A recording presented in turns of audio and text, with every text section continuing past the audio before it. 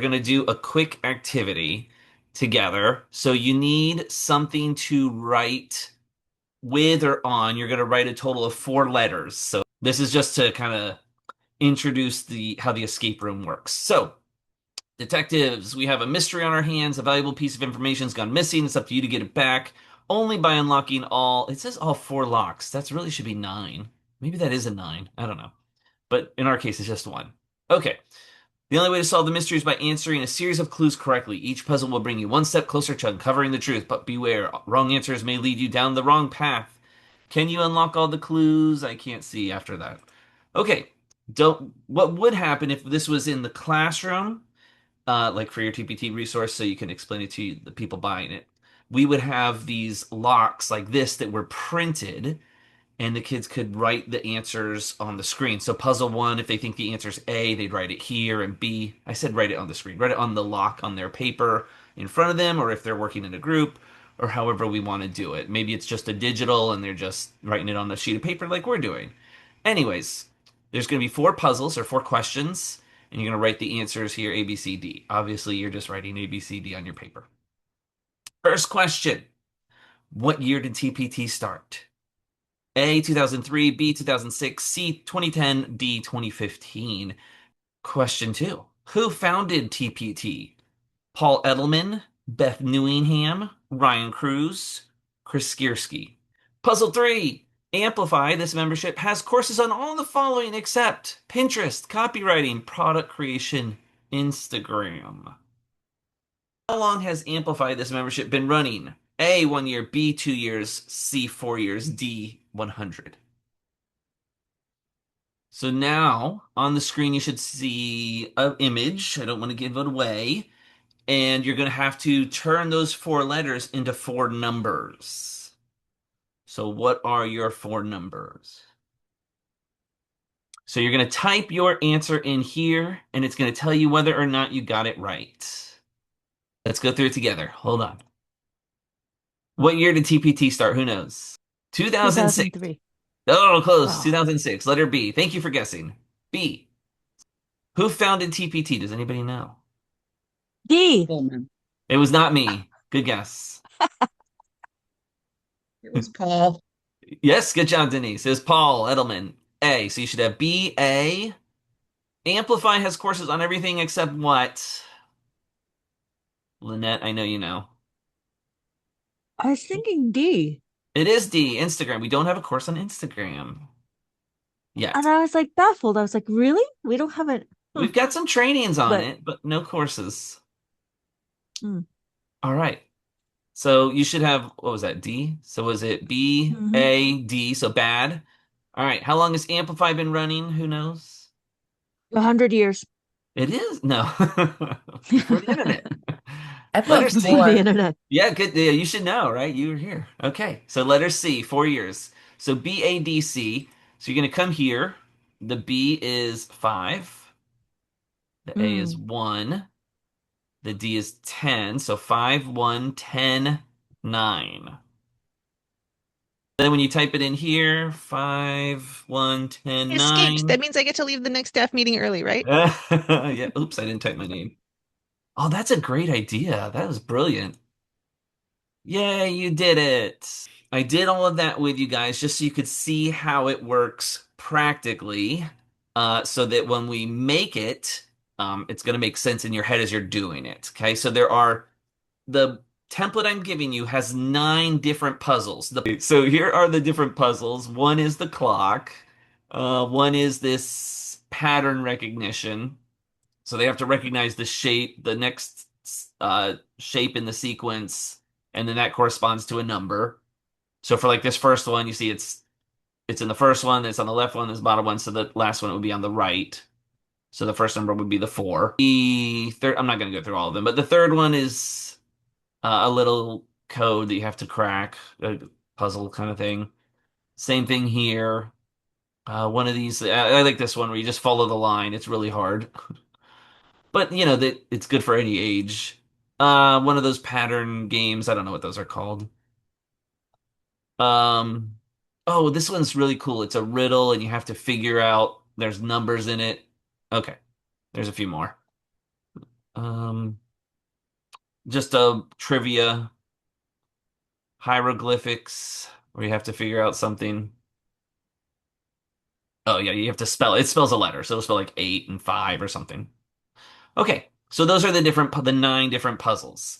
So each puzzle has 4 questions.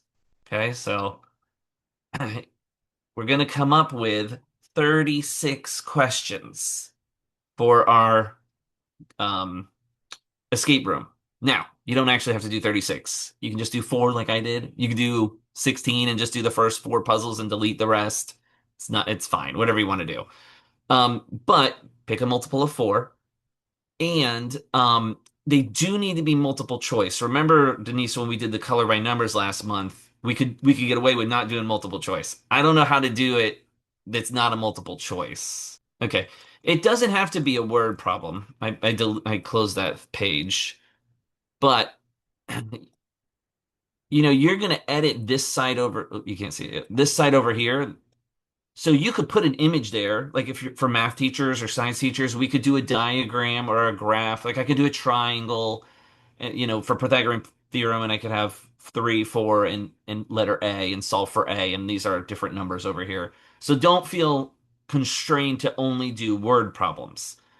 But word problems obviously do work nice and easy. But you could put diagrams in here, you could put graphs or coordinate planes, however you want to do it. This looks like this. It says red lock, and then here's the questions. So it says question 1. Here's the question. You're going to edit that. You'll edit the answers.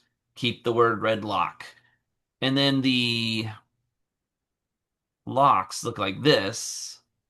Oops. So just say red lock, question 1, 2, 3, 4. And so they'll type it in, they'll put A, B, C, or D. And then when they do the puzzle, A was 5. So they're at 5 and 5, 4. What do we do? 5, 1, 10, 9, or whatever. So that's how the Hmm. physical copy works. And I know I'm giving, well, I guess you could use this in your classroom, but if it was me and I was doing it digitally or I was presenting on the board, I would still print these locks. I'd even print them on red paper and blue paper and have them available for my students at their desk. So I am going to be giving you this link with the locks.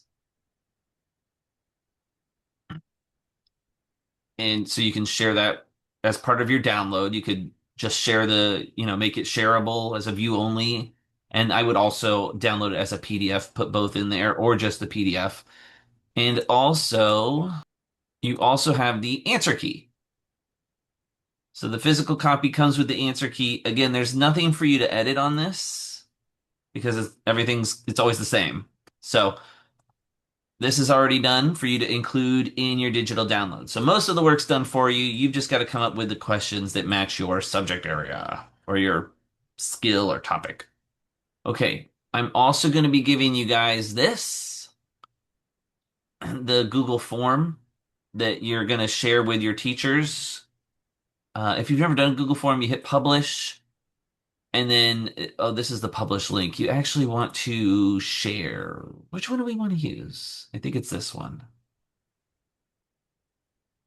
Yeah. So you can share the link with them, have them as the viewer. Anyone with the link is a viewer, so then they can just make a copy of it. The teachers can make a copy of it, and then they publish it for their students.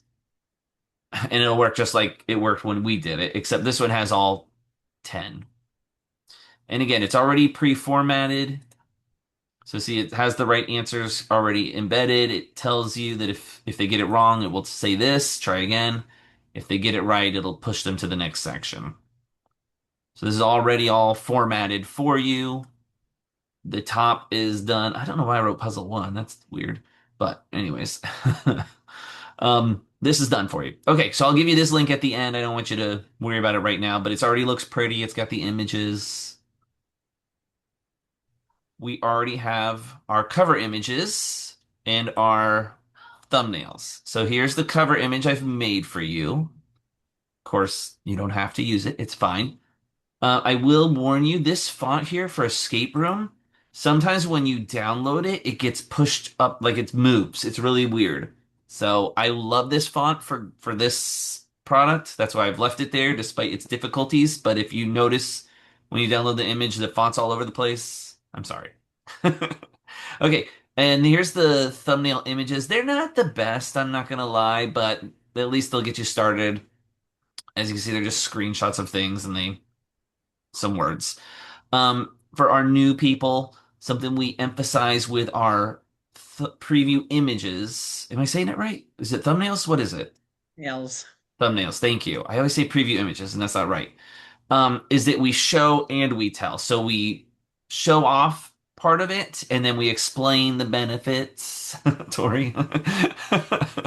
So we explain what they're looking at. So don't just use images and expect them to know what they're looking at. Explain this is what this is. This is why it's great. And to be honest, I don't know that I've done a great job on these, but anyways. So here is the preview file images that I have made for this. And you'll want to edit it so that it talks about, it's for your math class or whatever. But this is now for those of you guys who've been here more than a week.